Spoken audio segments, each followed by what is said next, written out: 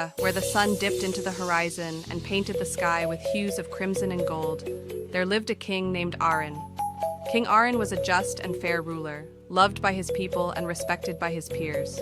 For 20 years, King Arin ruled Azura with wisdom and compassion. He built schools and hospitals, roads and bridges.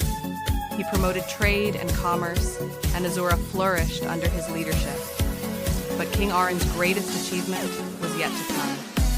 A terrible drought had struck the land, and the people of Azura were suffering. Crops were withering, rivers were drying up, and the people were losing hope. King Arin called upon the wisest men in the land to find a solution.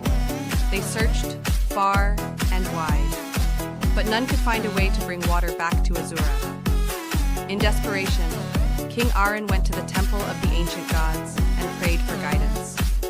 And then, in a dream, he received a vision. He saw a great river flowing from the mountains to the sea. He saw the people of Azura smiling and laughing as they worked in the fields and drank from the river's waters. King Arin knew what he had to do. He rallied his people, and together they built a great canal stretching from the mountains to the sea. It took years to complete, but finally the canal was finished.